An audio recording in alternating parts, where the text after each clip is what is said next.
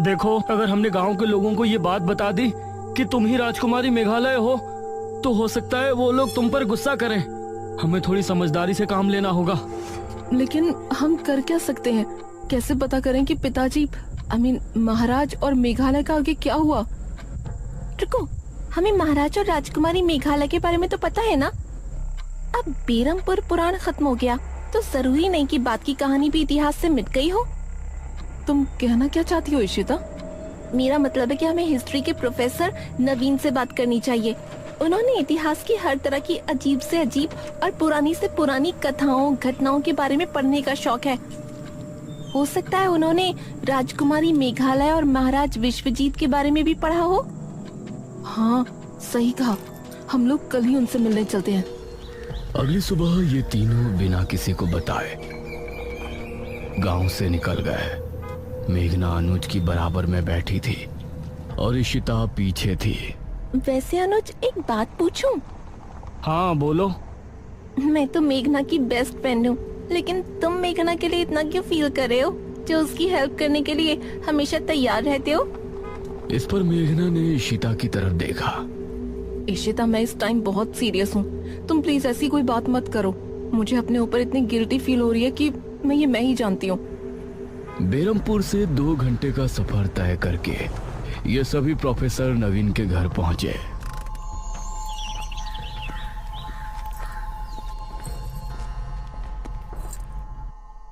Hello professor नवीन।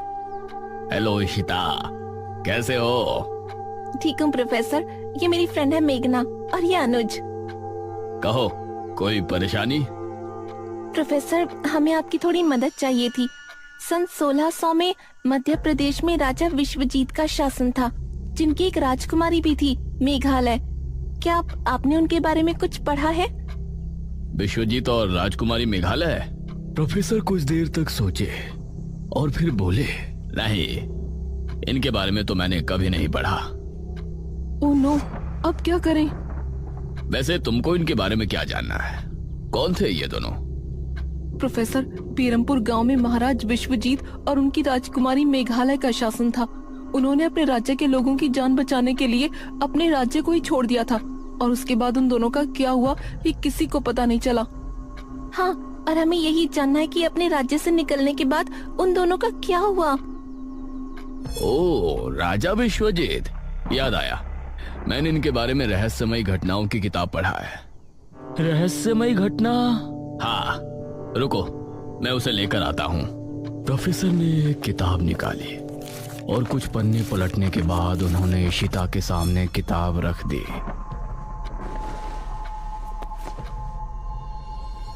सन 1600 में जनकपुरी में एक अधेड़ उम्र का आदमी पहुंचा और वो एक सेठ के यहाँ काम करने लगा।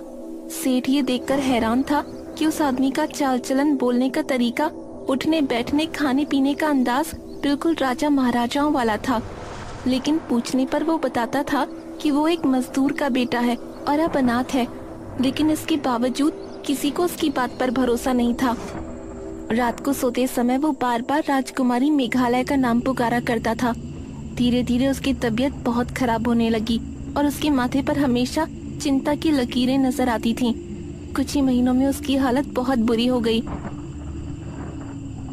और वो मरने के कगार पर आ गया। उसकी आखिरी ख्वाहिश भी बड़ी अजीब थी। उसने कहा कि उसे मरने के बाद उसका अंतिम संस्कार न किया जाए, बल्कि उसकी लाश को बेरमपुर गांव पहुंचा दिया जाए। लेकिन उस समय जनकपुर और बेरमपुर के बीच कहासुनी चल रही थी, इसलिए उस सेठ ने उसकी लाश को ताबूत में बंद किया और उसे जनकपुरी के जंगल की गुफा में रखवा दिया। यह सुनकर मेघना की आंखों में हल्के से अश्क नजर आए। मतलब उन्होंने मरते मरते भी अपनी प्रजा की सोची? मतलब? आपका बहुत बहुत शुक्रिया प्रोफेसर, आपकी वजह से हमारी बहुत हेल्प हुई है। You are welcome. ये तीनों प्रोफेसर से विदा लेकर वहां से निकले। अब हमें जनकपुरी जाना है और उस गुफा के अंदर उस ताबूत को खोज निकालना है। लेकिन इतने सालों बाद उनकी लाश हमें मिलेगी भी कि नहीं? वो तो वहां जाकर ही पता चलेगा। ये तीनों अब वापस से बेरमपुर पहुंचे। अनुज, इशिता, मेघना। हाँ पिताजी। तुम तीनों कहाँ से आ रहे हो? वो पिताजी, ये सब देखने जानने के बाद हम तीनों को काफी डर लग रहा था, तो हमने सोचा थोड़ा घूम कर आते हैं। ठीक है, लेकिन अभी भी निशिर मोलो से हम आजाद नहीं हैं। रात में कोई कहीं नहीं जाएगा, ठीक है? जी पिताजी। ये तीनों घर के अंदर पहुंचे और अनुज इनके साथ कमरे में गया। हम लोग शाम को 5 बजे यहाँ से निकलेंगे, ठीक है? लेकिन किसी ने देख लिया तो? कोई नहीं देखेगा। हम वहाँ जाएंगे, महाराज विश्वजीत की लाश ढूंढेंगे और उसे लाकर खंडहर में रख देंगे। बाकी का प्लान बाद में करेंगे। ये क्या बातें कर रहे हो तुम तीनों? मुखिया की आवाज सुनकर ये तीनों चौंक पड़े। उस समय मुखिया के साथ तांत्रिक महाराज और ठकुराइन ने भी इनकी बातें सुन ली थी। अब पिताजी, वो क्या अनुज बेटा, जो भी बात है ठीक से बताओ। महाराज विश्वजीत के बारे में तुम क्या बोल रहे थे? निशिर मोलो इसीलिए गांव में घूम रहे हैं क्योंकि उनको महाराज विश्वजीत की लाश चाहिए। उनकी लाश जनकपुरी के जंगल की गुफा में रखी है। लेकिन तुमको ये सब कैसे पता? और जैसा कि राजकुमारी मेघालय ने तय किया था कि निशिर मोलो जब ही जाएंगे जब राजकुमारी के कदम बेरमपुर की जमीन पर पड़ेंगे, तो ऐसा कैसे हुआ? इस पर मेघना ने एक कदम आगे बढ़ाया। क्योंकि राजकुमारी यहाँ आ चुकी है। कौन? मैं, मेघना।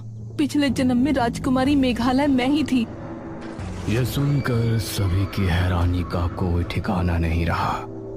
मुखिया का मुंह खुला का खुला रह गया। ये तुम क्या कह रही हो? हाँ, जब से हम यहाँ आए हैं तभी से वो वापस आए हैं। और वो चाबी जिस तक पहुँचने में हमने आप लोगों की मदद की थी, उसके बारे में भी हमें हमारे सपने में पता चला था, जिसमें हमने हमारे पिछले जन्म के बारे में बहुत कुछ देखा था। जो भी हमने सपने में देखा वो सभी राजमहल में मौजूद है। मेघना की बातें सुनकर इन सभी को अब यकीन हो गया था कि वही राजकुमारी मेघालय है। तो मेघना बेटा, जनकपुरी में हम भी तुम्हारे साथ चलते हैं। उस ताबूत को ढूंढने में हम सभी को मेहनत करनी होगी। यह सुनकर अब इन तीनों की हिम्मत बंध गई थी। अब मुखिया ने भी अपनी गाड़ी निकाली और ये सभी जनकपुर के जंगल की तरफ चल दिए।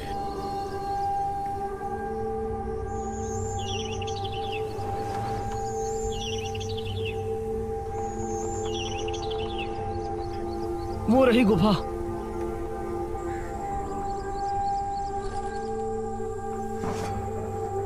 उन्होंने टॉर्च निकाली और फिर गुफा के अंदर रवाना हो गए।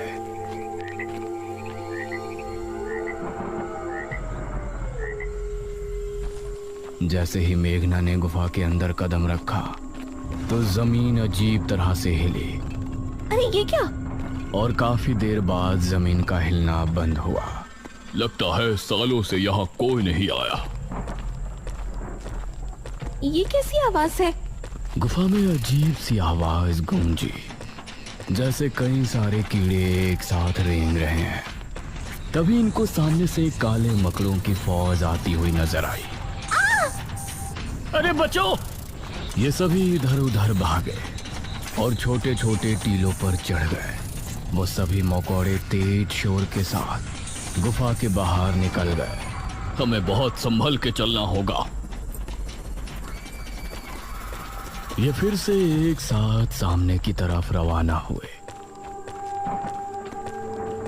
गुफा के अंदर कई जानवरों की लाशें और कंकाल नजर आ रहे थे, जो एक बहुत ही डरावना माहौल बनाने में कामयाब हो रहे थे। कुछ देर बाद इन सभी को सामने घना अंधेरा नजर आया। वहाँ तो बहुत अंधेरा है। लगता है गुफा खत्म होने वाली है। ये सभी धीमी रफ्तार से आगे बढ़ते रहे। उसी समय गुफा में एक कोने में एक ताबूत रखा हुआ था। अचानक से उससे धम धम की आवाज आने लगी। ऐसा लग रहा था जैसे कोई उसे अंदर से पीट रहा हो। इधर ये सभी अब काफी आगे आ चुके थे। ये गुफा तो खत्म होने का नाम ही नहीं ले रही और अंधेरा बढ़ता जा रहा है। मुझे तो अब डर लगने लगा है। तकरीबन 10 मिनट तक और चलने के बाद इनको सामने एक ताबूत नजर आया। ग्रेट, ये रहा ताबूत। इसे खोलकर देखें। नहीं, इसे यहाँ खोलना ठीक नहीं होगा। इसे पहले गांव ले चलते हैं, उसके बाद ही खोलेंगे। इन्होंने ताबूत को बाहर निकाला। उसके बाद ये सभी ताबूत समेत गांव में लौट आए। उस समय चौक पर ठकुराइन के साथ सभी गांव के लोग जमा थे। अरे तांत्रिक महाराज, ये ताबूत कैसा है? बस ये समझ लीजिए कि आज हमारी परेशानी दूर हो सकती है। इस ताबूत को उतारो। गांव के लोगों ने ताबूत को उतारा और नीचे रखा। उसके बाद मेघना आगे बढ़ी और उसने ताबूत के ढक्कन पर हाथ रखा। सभी गांव के लोग ये देख हैरान थे कि शहर से आई ये लड़की ही इस ताबूत को क्यों खोल रही है। मेघना ने एक लंबी सांस भरी और फिर झट से उसे खोल दिया। ताबूत के खुलते ही सभी लोग हैरान रह गए। उसके अंदर अभी भी महाराज का कंकाल था, जिसके गले में कीमती मालाएं और शाही लॉकेट डला हुआ था। उसे देखते हुए मेघना की आंख में हल्के से आंसू छलक आए। पिताश्री, अरे ये क्या कर रही है? अंधेरा होने वाला है। आज आप सभी अपने घरों से बिल्कुल बाहर नहीं निकलेंगे। कोई खिड़की, कोई दरवाजा खुला ना रहे। सब कुछ बंद रखकर यही प्रार्थना करेंगे कि आज रात हम सभी को निशिर मोलो से हमेशा के लिए छुटकारा मिल जाए। सभी ने तांत्रिक महाराज की बातों को स्वीकार किया और एक एक करके सभी अपने घरों में चले गए। सभी खिड़की और दरवाजे बंद हो गए। चौक पर इस समय सिर्फ ये 6 लोग खड़े थे। अनुज मेघना को बड़ी गौर से देख रहा था। तांत्रिक महाराज, लेकिन निशिर मोलो पिताजी के शव को लेकर कहाँ जाएंगे? ये तो हमें भी नहीं पता पुत्री। अगर तुमको ये करने में दुख हो रहा है तो तुम यहाँ से जा सकती हो। हम लोग जिस तरह से 400 साल पहले जी रहे थे, फिर से वैसे ही जी लेंगे। नहीं, हमने उस जन्म में भी अपनी प्रजा की सोची थी। इस जन्म में भी हम आप सभी को निशिर मोलो से आजाद करवा कर ही दम लेंगे। उस समय सभी को मेघना में राजकुमारी मेघालय की झलक नजर आ रही थी। धीरे धीरे रात के 9 बज गए और गांव में निशिर मोलो की आवाज गूंजने लगी।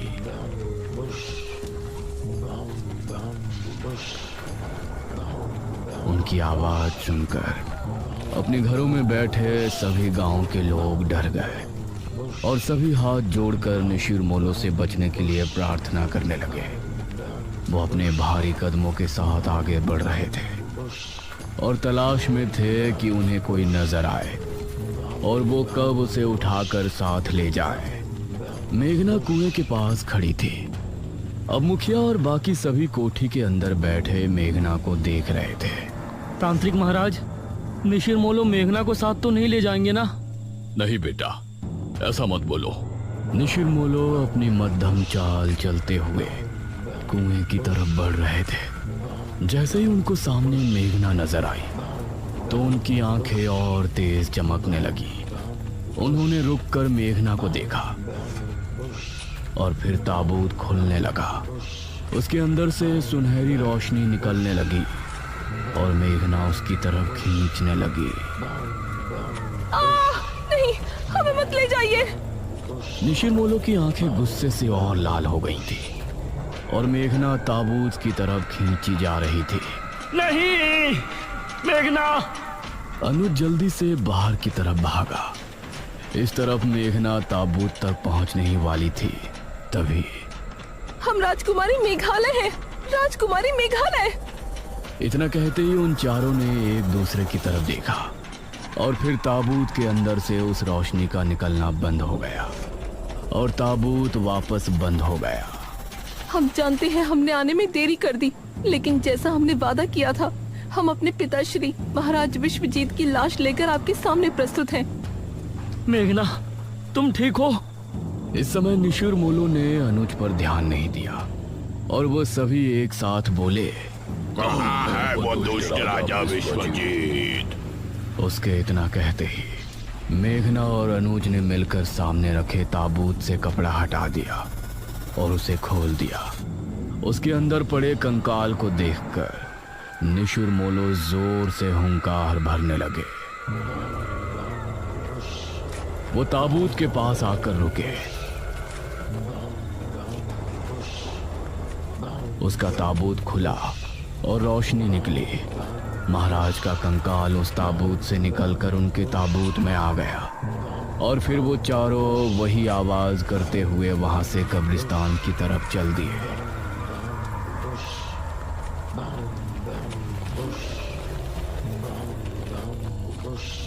उनके जाते ही बाकी सभी लोग भी कोठी से बाहर आ गए। मेघना तो ठीक है? हाँ। बेटी, हम तुम्हारा धन्यवाद किस मुंह से करें, कुछ भी समझ में नहीं आ रहा। मुझे खुशी है कि जो परेशानी मेरे कदम रखने की वजह से गांव में आई थी, मैंने उसको आप सभी की मदद से दूर कर दिया है। उसके बाद मेघना ने अनुज की तरफ देखा और मुस्कुरा दी। अनुज ने भी मेघना को स्माइल पास की।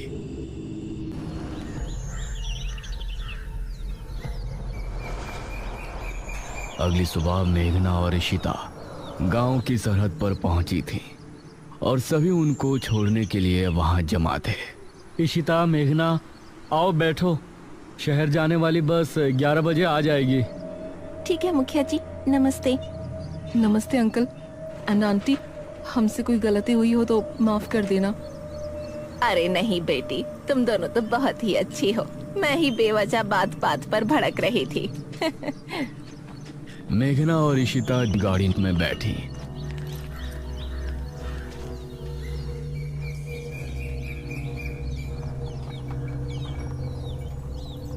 अनुज, निशिरमोलो जब हमें ले जा रहे थे तो तुम बिना कुछ सोचे क्यों बाहर भाग आए? वो तुमको साथ ले जाते तो? अरे, तुमको मुसीबत में देखकर मैं अंदर कैसे बैठा रह सकता था। हाँ, इसकी तो अंदर ही अंदर कुल्फी जम रही थी। तांत्रिक महाराज, निशिरमोलो मेघना को साथ तो नहीं ले जाएंगे ना? बस बस, इतना भी मत हंसो। अनुज ने मेघना और इशिता को बस में बैठाया और जब तक बस आगे नहीं बढ़ी वो वहीं खड़ा उन्हें देखता रहा। मेघना भी खिड़की से तब तक उसे देखती रही जब तक वो बस स्टॉप से आगे नहीं निकल आए।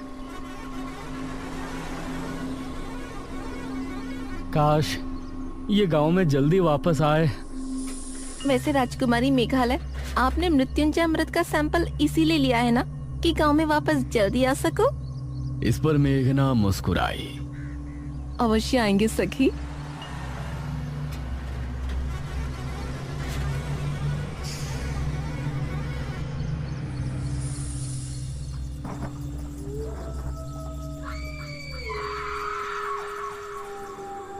उस रात बेरमपुर गांव के लोग बहुत ही खुश थे और इस तरफ मेघना किसी सोच में डूबी थी। इशिता, वो दमयंती किस गुफा में है? इसका पता तो हमने लगाया ही नहीं ना। तभी जनकपुर का माहौल बदल गया था। तेज तूफानी हवाएं चलने लगी और आसमान में काले बादल छा गए। हे भगवान, आज तो लगता है तूफान आने वाला है। आसमान में बिजली कड़क कर बार बार गुफा पर गिर रही थी। उसकी गहराई में एक और ताबूत रखा था जो पिछली बार भी हमने देखा था। उसके अंदर से धम धम की आवाज हुई और फिर उसका ढक्कन खुल गया। धीरे से उसके अंदर से दमयंती बाहर आई। उसके चेहरे पर अजीब सी मुस्कान थी। उसकी आंखें लाल लाल चमक रही थी और नाखून बहुत पैने हो गए थे।